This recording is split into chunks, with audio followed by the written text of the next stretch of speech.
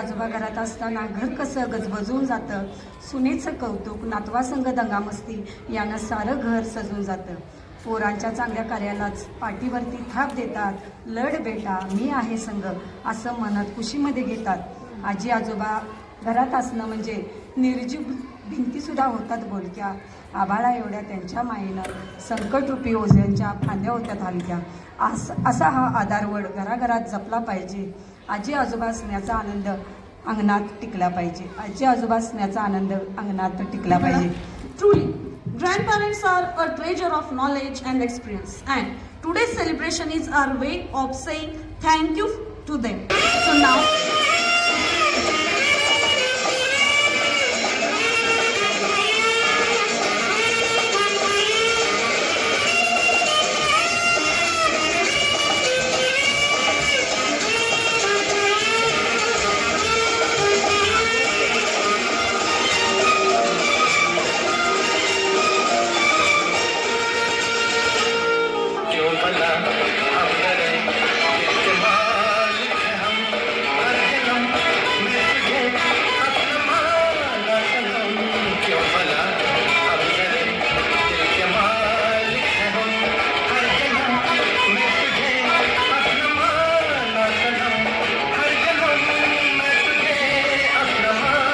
तसे नका करू.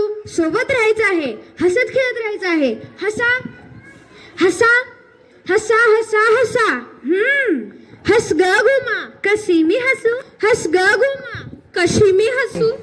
मुलं सुद्धा माझी इथं शिकतात, त्याबद्दल मला फार अभिमान आहे. कारण मूळ फाउंडेशनच माझं चांगलं बसलेलं आहे. त्यासाठी मला फार आनंद झालेला आहे आणि हा कार्यक्रम मला अतिशय आवडलेला आहे. थँक्यू. मिळाला आणि खूप आनंद वाटतोय की आम्हाला इथं बोलवलेलं आहे. आमचं एवढं स्वागत केलं, औक्षण केलं. हा सगळं अगदी नाश्ता आणि ते बुके बिके सगळं आपलं ते दिलेलं आहे सगळं.